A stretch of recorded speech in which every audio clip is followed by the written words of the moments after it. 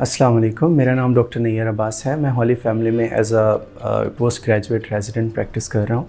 आज हम जिस टॉपिक पे बात करने लगे हैं वो बहुत ही ज़्यादा क्वेश्चन किया जाता है हमसे, ये पूछा जाता है बार बार पेशेंट्स जब भी ओपीडी में आ रहे होते हैं। दे कीप आस्किंग कि क्या हम रमज़ान में रोज़े रख सकते हैं जो शुगर के मरीज़ हैं। उनके लिए स्पेसिफ़िकली फिर मैंने सोचा कि एक वीडियो बना लें और उसमें डिस्कस कर लें। तो उसमें यह है कि जितने भी शुगर के मरीज़ हैं उनको कैटेगराइज़ किया जाता है, क्या वो लो रिस्क हैं, मॉडरेट रिस्क हैं या हाई रिस्क हैं। तो उसमें शुगर की जैसे आप सबको पता है कि दो टाइप्स होती हैं, एक टाइप 1 डायबिटीज़ है और एक टाइप 2 डायबिटीज़ है। और टाइप 1 जो हैं वो होते हैं जो इंजेक्शन लगाते हैं इंसुलिन के, और टाइप 2 वो होते हैं जो मेडिसिन लेते हैं, पिल्स वगैरह लेते हैं और उनसे अपनी शुगर को कंट्रोल में रखते हैं।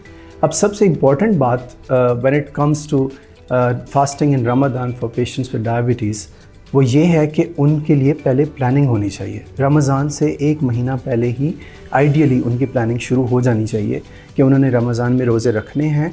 तो पहले वो अपना एक प्लान बनाएं उस डाइट के अकॉर्डिंग कि उन्होंने ऐसे करना है जिस तरह से रमज़ान में, और ये रिकमेंडेड होता है कि एक हफ़्ता पहले आप एक रोज़ा रख के देख लें कि उस रोज़ा आपका कैसे गुज़रता है।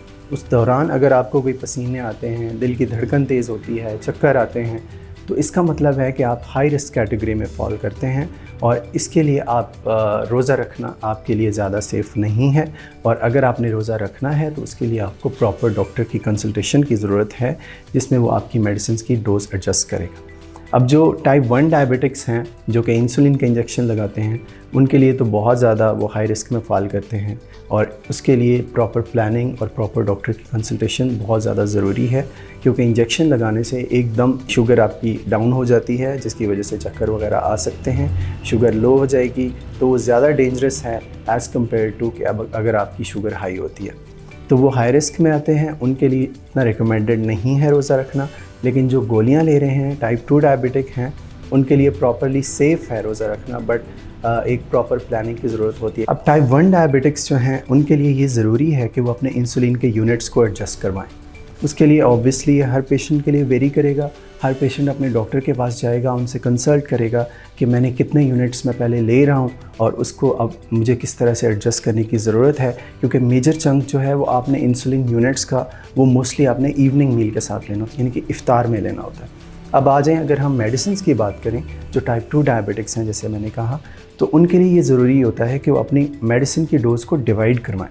जैसे अगर कोई मेटफॉर्मिन ले रहा है तो वो तो बहुत सेफ़ है, उसके साथ इतना हाइपोग्लाइसीमिया एसोसिएटेड नहीं होता, लेकिन उसमें भी ज़रूरी ये होता है कि आप सहरी में 1/3 ऑफ़ द डोज़ लें और फिर इफ्तार के बाद आप 2/3 ऑफ़ द डोज़ लें। और उसके बाद सबसे इम्पॉर्टेंट जो चीज़ है वो ये है कि आपको अगर खुदा न खास्ता कोई रोज़े के दौरान हाइपोग्लाइसीमिया की सिम्टम्स आ रही हैं, हाइपोग्लाइसीमिया मतलब शुगर लो होने के सिम्टम्स आ रहे हैं, तो उस दौरान आप रोज़ा तोड़ भी सकते हैं। और क्योंकि ये बहुत ज़्यादा डेंजरस है और अगर हाइपोग्लाइसीमिया कंटिन्यू करता है और वर्सन होता है तो इसमें पेशेंट की जान भी जा सकती है। तो उसके सिम्टम्स क्या होते हैं कि पसीना आ जाना, दिल की धड़कन तेज़ हो जाना, चक्कर आना शुरू हो जाना। तो इस चीज़ को आपने लाइट नहीं लेना। और सबसे इम्पॉर्टेंट चीज़ है अपना शुगर का रिकॉर्ड रखना और उसको मॉनिटर करते रहना ड्यूरिंग फास्टिंग कि आपकी शुगर कहीं ज़्यादा लो तो नहीं हो रही। इसलिए आपने दिन में 2 से 3 मरतबा अपनी शुगर जो है वो चेक करनी है। इसके बाद सबसे इम्पॉर्टेंट चीज़ है कि आपने रमज़ान में इफ़्तार में खाना क्या है। तो इफ़्तार में ये रिकमेंडेड है कि आप जब इफ़्तार करते हैं पानी के साथ आप अपना रोज़ा खोलें, खजूर के साथ खोलें। उसके फ़ौरन बाद आपने अपना जो है कुछ नहीं खाना, आपने 10 मिनट अपने आप को ब्रेक देना है और उसके बाद आपने एक लार्ज मील लेना है, यानी कि अपना जो खाना आप खा रहे हैं वो 10-15 मिनट के बाद आपने खा लेना है। ज़्यादा गैप नहीं देना, क्योंकि फिर वो सहरी के क्लोज़ हो जाएगा और उससे शुगर हाई होने के चांसेस होते हैं। और इसके अलावा भी एक इम्पॉर्टेंट इशू जो मैं एड्रेस करना चाह रहा था, कुछ लोग होते हैं जो रमज़ान में रोज़े के दौरान बिल्कुल ही दवाई लेना बंद कर देते हैं या अपनी इंसुलिन की यूनिट्स लगाना बिल्कुल बंद कर देते हैं। वो बहुत ज़्यादा ख़तरनाक है। उससे ये होगा कि शायद रमज़ान के दौरान तो क्योंकि वो कुछ खा नहीं रहे तो उनकी शुगर कंट्रोल रहे, लेकिन रमज़ान के फ़ौरन बाद जब वो कुछ खाना स्टार्ट करेंगे, अपनी यूजुअल रूटीन में आएंगे, तो उनके लिए ऑब्वियसली शुगर बहुत ज़्यादा हाई हो जाएगी। और फिर शुगर हाई हो जाए तो उसमें बहुत ख़तरनाक बात ये होती है कि वो दिमाग पे असर कर सकती है, इवन कोमा करा सकती है। डायबिटिक कीटोएसिडोसिस एक बीमारी हो सकती है, वो हो सकती है।